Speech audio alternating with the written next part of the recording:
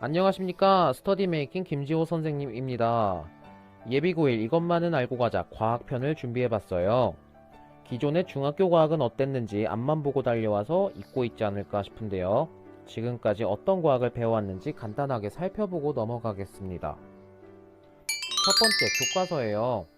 중학교 과학은 초등학교 때 배웠던 내용들을 조금 더 깊이감 있게 배웠던 것 같은데 그것의 토대는 바로 교과서였을 겁니다. 교과서만 봐도 성적이 나오던 부분이 있을 건데, 자, 그 다음에 실험과 적용이에요. 교과서의 이론을 배우고 실험을 하고 그 이론을 적용시키는 많은 수행평가도 했을 거예요.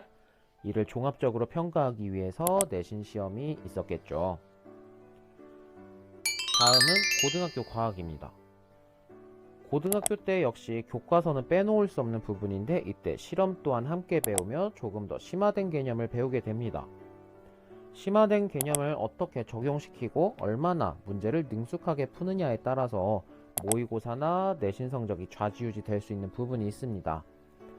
중학교 과학과 고등학교 과학 차이점을 잘 모르겠다면 한꺼번에 한번 보죠.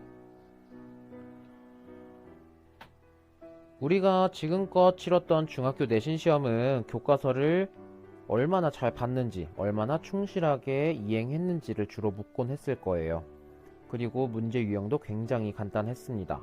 하지만 고등학교에 올라가서는 단순한 기억력이나 암기력의 평가를 지향하고 이해력과 사고력 중심의 평가를 하게 됩니다. 아래 그림을 보시면 왼쪽에 보이는 문제는 중3 전기 파트 문제가 되겠고 옆에 보이는 문제는 고등학교 물리 문제입니다. 일단은 문제 길이 자체가 다릅니다. 오른쪽 그림을 보듯 고등학교 시험은 지금껏 치렀던 시험 유형과는 달리 얼마나 문제를 잘 이해했는지 그리고 이것을 해결할 수 있는 능력은 있는지를 묻곤 할 거예요. 그리고 각 보기 문항마다 난이도 또한 다르게 됩니다. 아마 문제를 직접 풀어본 학생들이라면 더욱더 큰 차이점을 느낄 수 있지 않을까라는 생각이 드네요. 그렇다면 이제 바로 선행학습에 대한 이야기를 좀 해볼까 합니다. 이제 고1이 되는 여러분들, 고1 본격적으로 들어가게 된다면 바로 수험생의 삶이 시작되게 되는데요.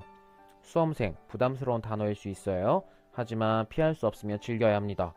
선행학습 이제 어떻게 하면 좋을지 한번 배워보도록 하죠. 일단 첫 번째, 통합과학이라는 새로운 과목을 준비하는 여러분들, 중학교 3년 동안 배웠던 내용들 꼭 정리해 봅시다. 이유는 간단해요. 통합과학 한 과목에 중학교 3년 동안 배웠던 내용들이 그대로 나오게 됩니다. 그리고 조금 더 심화가 되겠죠. 아, 나는 시험 전날에 벼락치기해서 기억이 안 나는데 하는 친구들도 있을 거예요. 주저하지 말고 중학교 교과서, 문제집부터 다시 복습하길 바랍니다. 중학교 3년 동안 배웠던 내용들 기반으로 통합과학 내용이 전개가 되는데 이미 다 알고 있을 것이라 판단하고 많은 부분이 생략되기도 하고요. 자칫 잘못하면 과학이 암기 과목이 되어버리는 꼴이 될 거예요.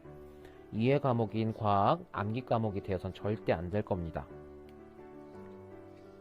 두 번째입니다. 과학 원투어 과목을 선행하는 학생들이 있을 겁니다.